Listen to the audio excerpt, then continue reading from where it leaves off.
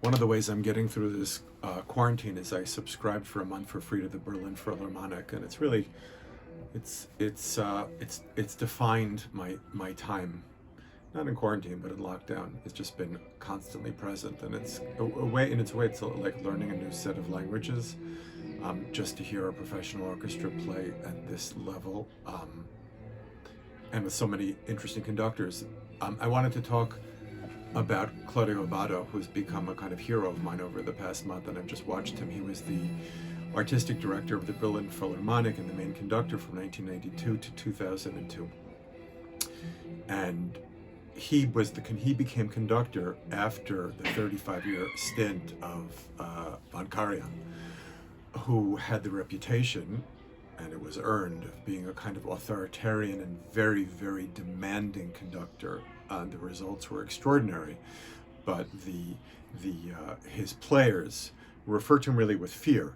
And one of them looked back and said that every rehearsal was like a concert. Abbado, he came as the Berlin Wall was falling. He had democratic instincts, and he takes over the orchestra in a way which is really transformative. And at first, the orchestra, the players, are a little bit doubtful about his whole method because it's so different from that of von Karajan. After he died, and you can see all of this if you get this month subscription, after he died, they put together a concert in his honor, and at the end there's a set of interviews with different players. One player, the harpsichordist, she remarks that Abbado was so surprisingly disorganized in comparison to von Karajan, and she said she held it as a fault in relationship to him, but she found herself shocked that the performances were always so extraordinary. Another player says a little bit later on in the video that he says, my theory is a little bit different than the theory of other people. I don't think Abbado was disorganized or was incapable of running a certain kind of rehearsal. He did what he did on purpose. And the reason he did it, I think, is that he gave these professional musicians the chance to be creative and free on their own. The harpsichordist had said, we didn't really know what to do in the absence of the strong hand of von Karajan, so we got together in groups. The harpsichordists played together, the woodwind people played together, and what's amazing is that when these people, after they had worked on their own, they came together in concert, and because of their high level of professionalism, which really entails listening to one another, because of that high level of professionalism, they were able to communicate. One of the orchestra members talks about their white-hot communication.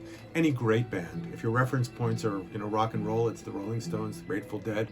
They're always listening in their best periods. They're listening to each other, and this Berlin Philharmonic, especially under Abbado, he's no exception. And he represents a certain kind of leadership. The leadership that we need now in our communities is a leadership that is not going to create followers.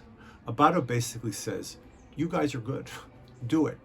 And then come together, and Abbado is this genius in leading this transcendent conversation between all these members. So that's really a leadership that's missing, sadly, today. A leadership that is willing to take the chance on people to be creative, that is willing to take the chance on people who want to be free. That's really, especially when you're in a religious community, that's real love of God. It's real love of God because you're trusting people actually to be creative on their own. There's a risk. There's always that risk to free will.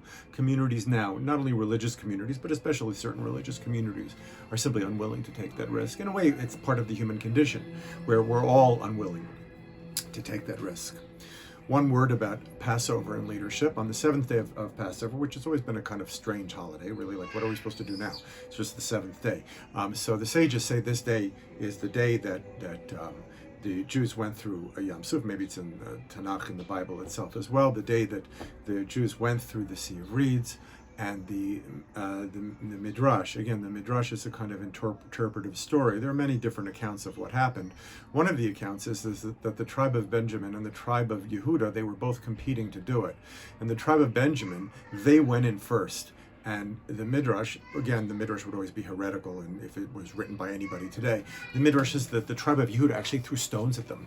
Now, the tribe of Yehuda is destined for kingship. So one way of reading this, I think, is, well, the tribe of Benjamin saw the opportunity and they took it. And the tribe of Judah said, wait, there's a certain kind of order here. We are designated to be the leaders. We were designated by our father to be the leader. So why are you going out of order? Why are you not obeying decorum? The truth is, because of that, Yehuda gets leadership. What does the tribe of Benjamin get? The tribe of Benjamin gets the Beit HaMikdash to dwell in the tribe's shetach, in their property, in their portion of the land of Israel. So the tribe of Benjamin, they get the Shekhinah, they get the divine presence. And maybe Yehuda's right. We need order, we need protocol, but Yehuda is nothing without the Shekhinah, without the divine presence resting in Israel. So the real leadership, I think, demonstrated in this midrash, is not the leadership of Yehuda, which comes about because it has to, and that's the way things have to be. But the real leadership is evidenced by Benjamin, by the tribe of Benjamin. They take the initiative. They're the ones who go first. They bring the Shekhinah down. And maybe in some ways leadership is trusting something higher, believing in something higher, allowing for something higher. And here's the real question that I'll leave with. Maybe the presence of the Shekhinah, or is it possible that the presence of the Shekhinah or the transcendent or the divine is the thing that really allows for genuine free choice? Have a great holiday.